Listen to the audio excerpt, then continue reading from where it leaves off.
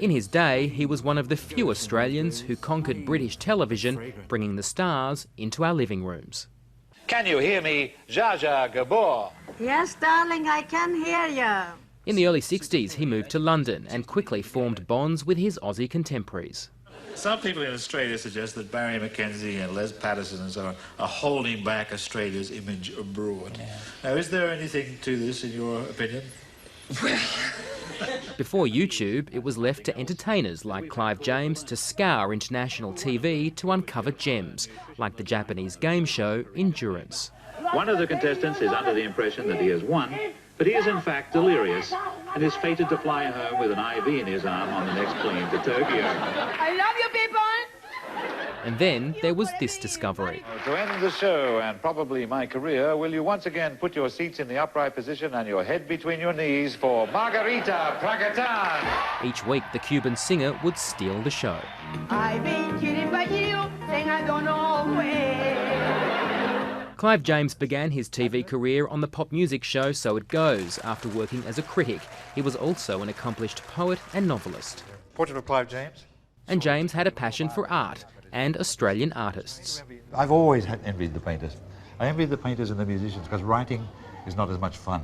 Nobody's ever going to bid for your poem. Nobody's ever going to fight to get your poem hanging on a wall. And he was never shy about his other passion, women, especially Brazilian volleyballers. Sort of the caramel tanned goddesses with these tiny, tiny costumes with a little thong at the back, separating these two honey-coloured globes. He believed ego was a good thing, once describing himself as an egocentric monster. It's better to have one because modesty will wipe you out, because you won't survive your first failure, because there will be too many people around ready to agree with your modesty. And in his latter years, there was a hint of regret. I certainly do feel incomplete. I would like more time.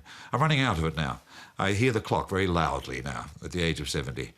And I think what I could do with another lifetime, especially with the web. I'm going to just get started on the web. Clive James said one of his best discoveries was how to use his spare time. His philosophy was use it well, read a book, and learn something. Spare time is a gift.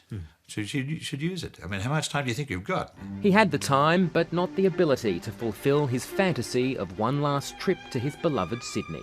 But it happens in my imagination. And finally, the imagination is everything. Because the imagination is formed in the place you want to talk about. My imagination was formed in Sydney. I see in colours because Sydney was brightly coloured.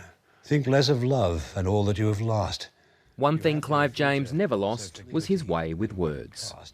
But to pay homage to the late sublime that comes with seeing how the years have brought a fitting end, if not the one I sought.